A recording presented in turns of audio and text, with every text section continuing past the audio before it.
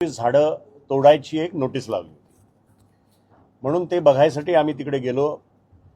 नाशिकचा विषय गंभीर होता आणि सगळ्यांच्या समोर होता तपोवनाचा।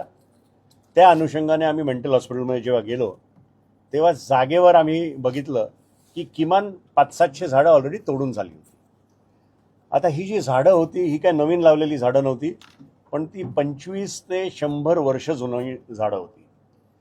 तिथनं जेव्हा आम्ही महानगरपालिकेत फोन केला तेव्हा उपायुक्त साहेबांनी आम्हाला उत्तर दिलं की आम्ही कुठेही झाडं कापायची परवानगी दिलेली नाही। ह्या स्टेटमेंटच्या अनुषंगाने आम्ही वागळे पोलीस स्टेशनला गेलो आणि 10 तारखेला वागळे पोलीस स्टेशनला एक कंप्लेंट फाईल केली आणि आमचं असं म्हणणं होतं की जर महानगरपालिकेने परवानगी दिली नसेल तर ठेकेदारावर आणि PWDच्या ऑफिसर्सवर यांनी ताबडतोब ॲक्शन घ्यावी, FIR लॉन्च करावी। 22 डिसेंबरला पोलीस स्टेशनमधनं मला पत्र आलं की आपली जी कंप्लेंट होती ती त्यांनी महानगरपालिकेच्या वृक्ष प्राधिकरण समितीला कळवलेली आहे आणि जर त्यांनी सांगितलं की वृक्षतोड त्यांच्या परवानगीशिवाय झालेली असेल तर आम्ही FIR लॉन्च करू। आज त्या गोष्टीला 2 महिने होत आले, म्हणून त्याच्या जाब विचारायसाठी आज आम्ही त्या ठिकाणी गेलो होतो। त्यात एक समाधानकारक उत्तर त्यांच्याकडनं असं मिळालं की साहेब, जर खऱ्या अर्थाने जर अशी वृक्षतोड झाली असेल तर आम्ही तुमच्याबरोबर एक जॉईंट दौरा करू आणि जर अशी वृक्षतोड झाली असेल तर तिकडनंच आम्ही पोलीस स्टेशनला जाऊ। तर त्या एका गोष्टीवर आम्ही समाधान मानतो, पण खरी वस्तुस्थिती अशी आहे की आम्ही केलेल्या कंप्लेंटनंतर, त्यांना पोलीस स्टेशननी दिलेल्या कंप्लेंटनंतर त्यांनी जागेवर जायला पाहिजे होतं आणि आत्तापर्यंत शहानिशा करायला पाहिजे होती। आजही ते मला उत्तर देऊ शकले नाही की त्यांनी परवानगी दिली आहे की नाही।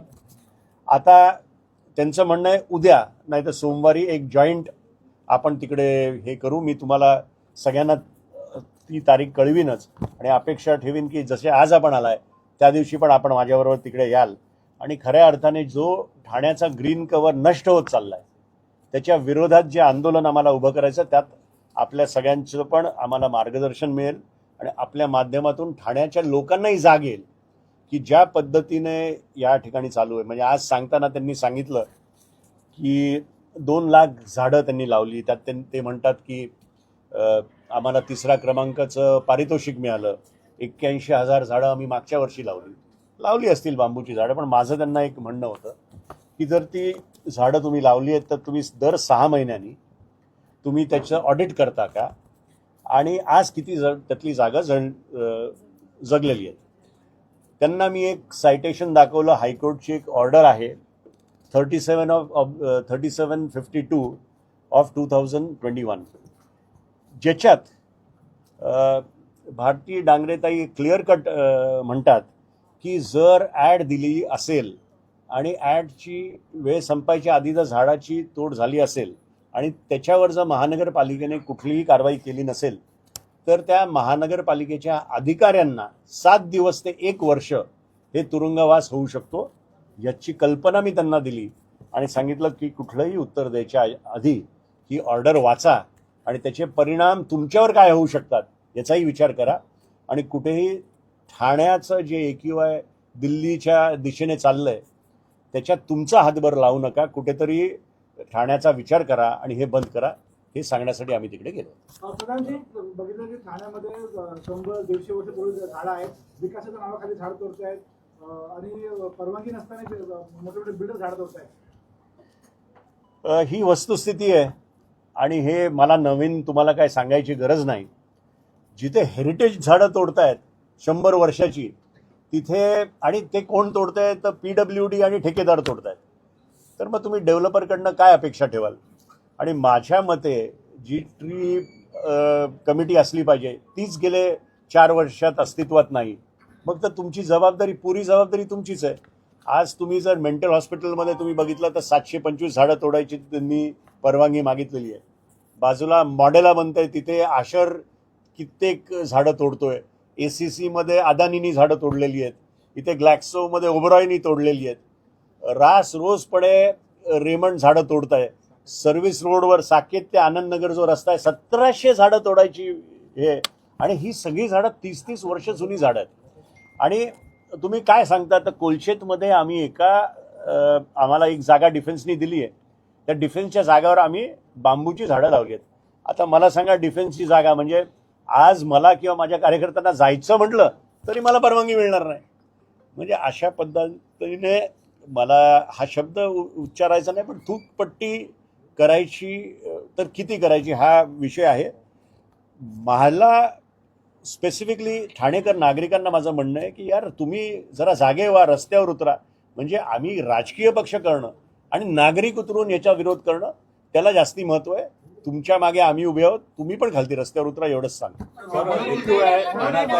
जेव्हा हा प्रकार घडला तेव्हा तुम्ही तिथे आंदोलन केलं आणि तुम्ही त्याचे फोटो त्यांना दिलेले, तर त्या फोटोवरनं त्यांना त्या अधिकाऱ्यांना कळत म्हणजे माहित नाही. म्हणजे मला आश्चर्य वाटलं जेव्हा ते बोलले की आम्ही तिकडे गेलो होतो पण असा काय प्रकार आम्हाला आढळ विटनेस आहे, आणि म्हणून त्यांनी ॲग्री केलं की उद्या किंवा सोमवारी सगळे अधिकारी आपण आणि मी आपल्याला सगळ्यांना इन्व्हाइट करतो एकत्र. मी त्यांना सांगितलं की आम्ही तुम्हाला कुठे झाडं कापली ते दाखवतो, आणि 2-4 तर झाडं अशी काळी पडली आहेत की 100% तिकडे केमिकल मारून त्यांना मारण्यात आलेलं आहे.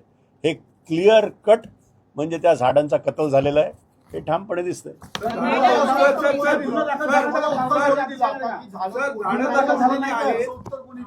आम्हाला बुडके साहेब जे उपायुक्त आहेत त्यांनी असं उत्तर दिलंय की अशी झाडं तोडलेली नाही आहेत. सर, झाडं तर तोडलेली आहेत, याबाबत प्रशासनावर काय? मला असं वाटतं झाडं तर तोडलेली आहेत हे मला माहिती आणि तुम्ही पण सांगताय. तर दाखल करणार का? मी 100% जे 3752/2021 आहे त्या अनुषंगाने मी रेट दाखल करणार.